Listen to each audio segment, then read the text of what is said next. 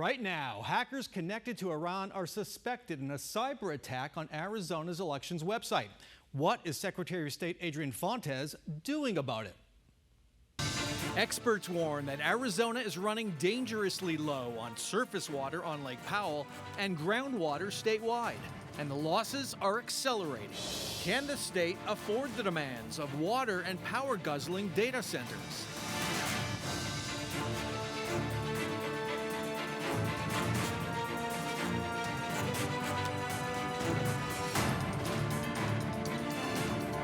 We start with the cyber attack last month on Arizona's elections website. The attack occurred just days after the U.S. bombed Iran. Hackers targeted the Arizona Secretary of State's web portal for candidates to upload information about themselves. Candidates' photos were replaced by a red and black image, that one there, of Ayatollah Khomeini, leader of Iran's Islamic Revolution more than 45 years ago. The text says Khomeini's followers woke up. Our erosive revenge has begun. Here's what Arizona's chief cybersecurity officer told me about the attack. We have not seen any additional impact anywhere else across the nation outside of what impacted the Secretary of State's office. Does that tell you we're a target more than others? I would say definitely so. Arizona is a target more than others of Iranian affiliates. Secretary of State Adrian joins us now. Welcome back to Square Off. First off, can you clarify exactly what the hackers infiltrated? Was it just the portal or other areas of the site?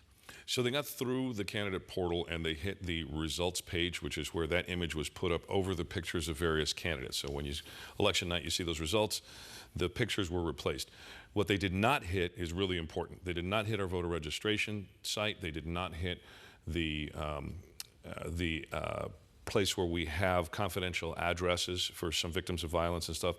And we don't have any information that they got away with any amount of personal identifying information for voters or any credit card information or any of that stuff.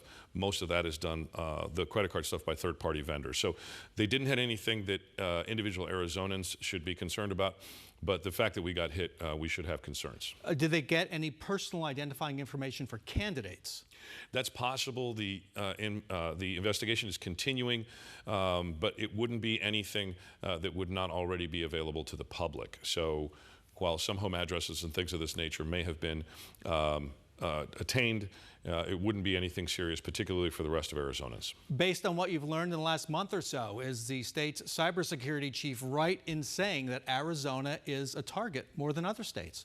Well, I would say he's right. I trust the experts on this, and we do go to the experts for the analysis on these particular things. Now, we don't have absolute attribution that this was the Islamic Republic of Iran, but those affiliated with it and those sympathetic to their causes are certainly at the top of the list. So what are you doing to assure voters and candidates that when the election rolls around in 2026, this site will be secure, we can trust the results on the site and all the information contained there? Well, the first thing we're going to do is talk about it, right? We issued our press release just a few days after it happened on July 1st, just like we did when we had the documented proof of citizenship thing last fall.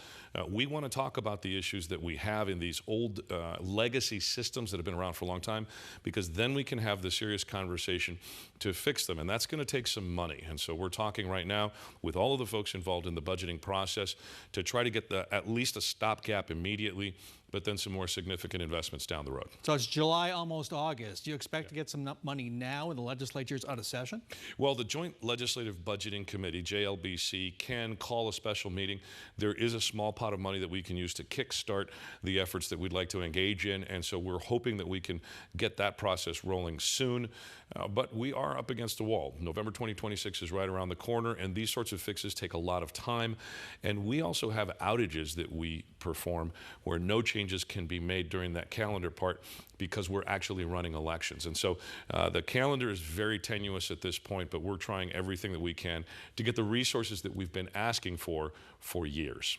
You said after the cyber attack was revealed that you did not immediately report the incident to CISA, that's the Federal Cybersecurity an infrastructure security agency, typically a partner in preventing cyber attacks. Right. Why didn't you report it? Well, through 2024 and into January of 2025, they were a trusted partner. They were a very important part of the infrastructure for secretaries of state across the entire country.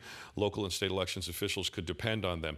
But once the new administration started cutting off all communication that we had with them, removing the engineers and the technicians that had helped us create safe environments for us to have our elections, we knew that they weren't going to take our stuff seriously. Moreover, we've seen the Secretary of the Department of Homeland Security politicize a lot of these efforts within the Department of Homeland Security.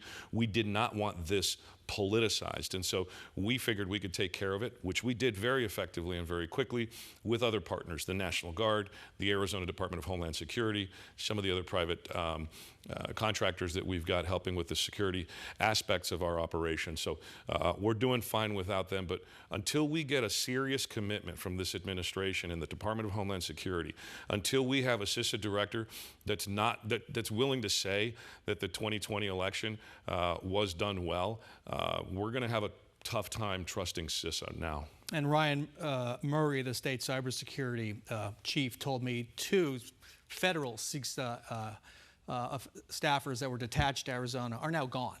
Yeah, they've reduced all of the services down to basically 0 that they used to provide for us.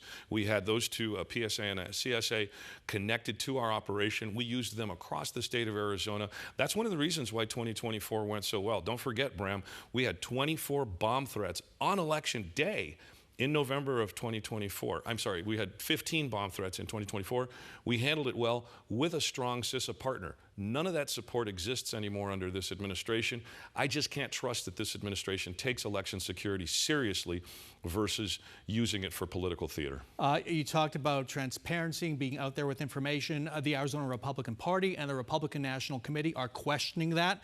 They filed a public records request to get more information on how this was handled.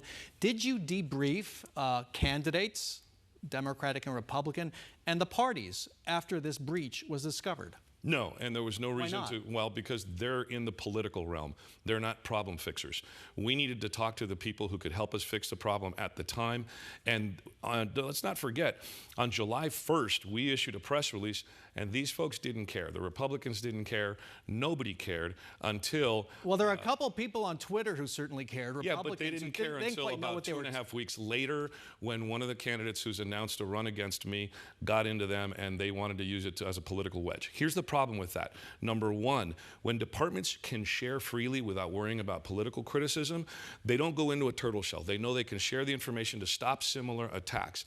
And number two, political divisiveness is what Iran wants. It's what China and Russia want. We need to be solving problems, not pointing fingers. And unfortunately, what we now have is a couple of people in the legislature who I've spoken to and spoken about who are willing to work. And then we've got the political parties out there jammering back and forth, trying to make political hay out of this.